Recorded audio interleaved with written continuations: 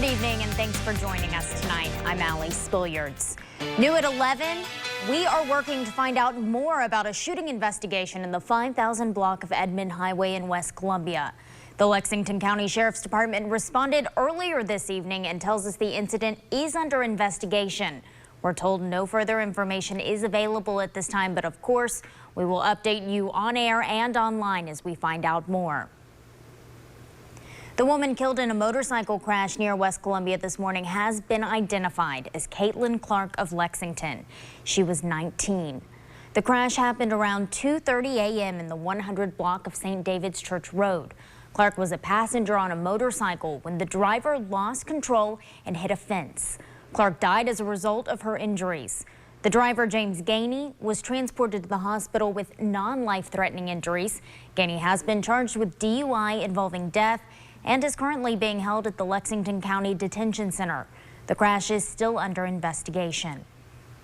The Kershaw County Sheriff's Office needs your help in the search for two missing girls.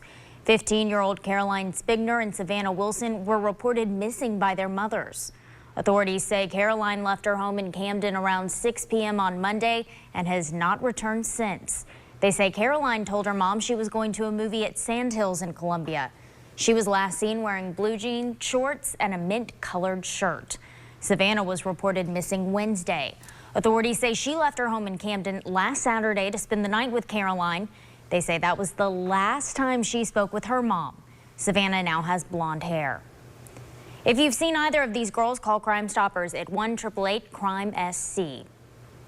And funeral services have been announced for Drew David. That's the Camden teen who died Thursday.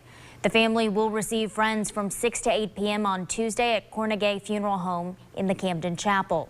A celebration of life service will follow Wednesday at noon in the gym of Camden High School. Drew will then be laid to rest at Forest Lawn Memorial Park. Drew died early Thursday from a traumatic brain injury after he was thrown from a car during an accident Monday night. Drew was a rising senior at Camden High School and the starting wide receiver for the football team. 7 of his organs are being donated to people in need of transplants. Time now for a quick check of the forecast. Today was comfortable and much cooler than the rest of the week. And Vaughn, I think a lot of us would like to see this trend stick around. Oh, it will. We will.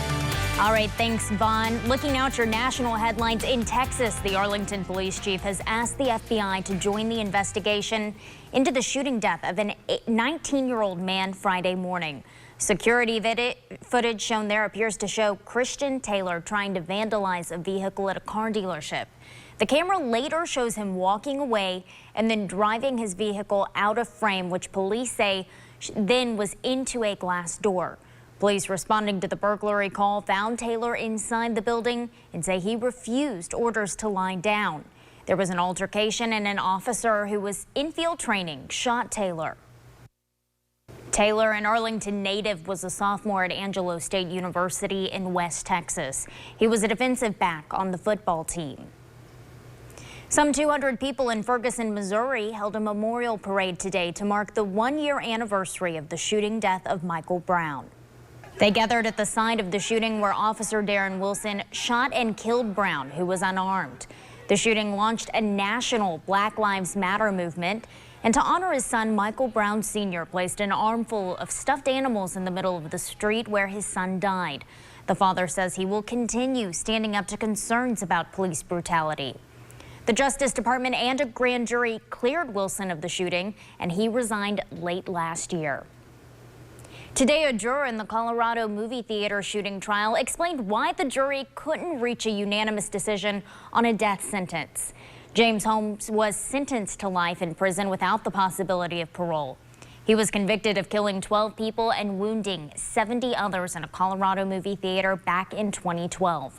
The juror asked that her name not be used, but she says one juror opposed the death penalty and would not budge. Formal sentencing is set to begin on August 24th. Last week, we introduced you to a Lexington County baby boy, Wyatt Brown, who was diagnosed with skin tissue cancer. And today, the roar of hundreds of motorcycles could be heard as the community rallied behind the Brown family with a benefit ride. At noon, over 200 motorcyclists left the South Lake Saloon in Lexington and rode around the community, trying to bring awareness to Wyatt's condition. They stopped at local bars and businesses, spreading the word that the Brown family needs the community's help. Wyatt was diagnosed at 3 months old with cancer, and now at 9 months old is still receiving treatment. So the bills have been racking up for the family, which is a reason why the fundraiser was put on today. The family will know in a couple of weeks if this current round of chemo is working. All the money raised will be going directly towards Wyatt's medical expenses. And if you'd like to buy a t-shirt or help with those expenses, we have the people you can contact on this story on our website, WISTV.com. Coming up, we've got to look at your full forecast. Vaughn Gaskin has those details. Vaughn? Local organizations came together today to host a back-to-school bash to give elementary students a head start for this upcoming school year. The Ray Tanner Foundation and the Junior League of Columbia invited more than 1,300 students from Carver-Lyon, Watkins, Naces, and Hyatt Park elementary schools. The event was hosted at C.A. Johnson High School, all thanks to a grant from the Hootie and the Blowfish Foundation. Each student was able to get a backpack from Under Armour filled with school supplies. Every student who came also got a new pair of sneakers donated by head coach Don Staley's Inner Soul organization. Any student of the 3 schools who couldn't attend today's event will get their backpack and school supplies through their school.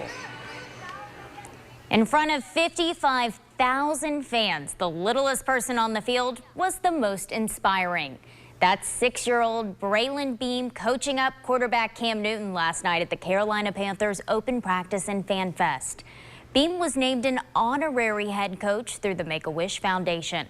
The first grader is currently undergoing treatment for a tumor on his optic nerve, but you would never know it by watching him take charge on the field.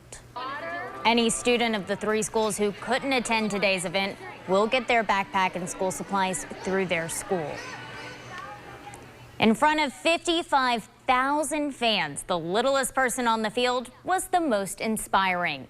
That's 6-year-old Braylon Beam coaching up quarterback Cam Newton last night at the Carolina Panthers Open Practice and Fan Fest. Beam was named an honorary head coach through the Make-A-Wish Foundation. The first grader is currently undergoing treatment for a tumor on his optic nerve, but you would never know it by watching him take charge on the field. Getting pumped up for the season. They're winning the Super Bowl. And they're a great team. His energy, the way he lives his life, the way he loves to just be happy, you know, it's contagious. And when you're around him, you feel that same energy, and you can't help but be happy. Now, Braylon's been getting a whole lot of national attention since he made an appearance on The Ellen Show back in May. Coming up in sports, the Gamecocks opened up practice for the first time this season. Find out what the head ball coach had to say after the team's first practice in full pads. Sports is next. A very exciting night here at WIS. We would like to congratulate our very own Megan Norman and Stephen Hooker on winning the South Carolina Broadcasters Association Star Award for Television Broadcast News Feature.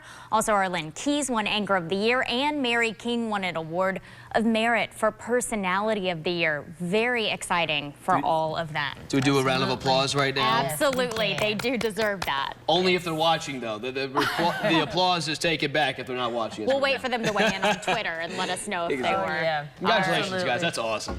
3 talented stars there. Wonderful. Well deserved. All right, quick check on your forecast for tonight. We're expecting decent conditions for the rest of the evening. Tomorrow, 90 degrees. Remember, we will start out with some patchy fog in some areas for your Sunday. Your Monday, 92, spotty showers, but a better chance of rain on Tuesday and Wednesday. Strong front brings temperatures down to the 80s. All right, not bad. We're going to enjoy that. Hope you have a great night.